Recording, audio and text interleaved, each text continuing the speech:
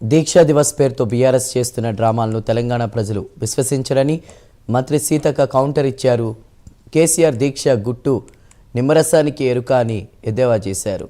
గతంలో అధికారంలో ఉండి ఒక్కరోజే దీక్షా దివస్ చేసిన బీఆర్ఎస్ ఇప్పుడు 10 రోజుల పాటు చేయడం వెనక ఆంతర్యం ఏంటని సీతక్క ప్రశ్నించారు. దోచుకున్న డబ్బులతో బీఆర్ఎస్ నాయకులు ఎన్ని కార్యక్రమాలైనా చేస్తారని మంత్రి సీతక్క విమర్శించారు. తాము చెప్పినట్టే రాష్ట్ర ప్రజలు వినాలి అనేలా బీఆర్ఎస్ నాయకులు ప్రవర్తిస్తున్నారని మండిపడ్డారు. పార్టీ దీక్షా దివాస్ పేరుతో ప్రజల్ని మోసం చేస్తూ అధికార పార్టీని నిందించడమే లక్ష్యంగా పెట్టుకోవడం జరిగింది.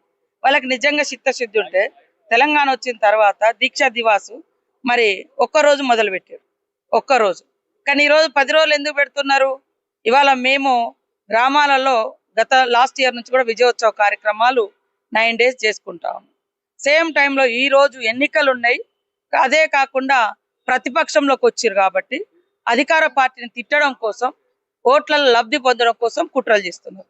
ఆ రోజు అధికారంలో ఉన్నప్పుడు ఏం చేసింది లేదు కాబట్టి చెప్పుకోవడానికి ఏం లేదు కాబట్టి ఒక్కరోజుతో పరిమితమయ్యారు.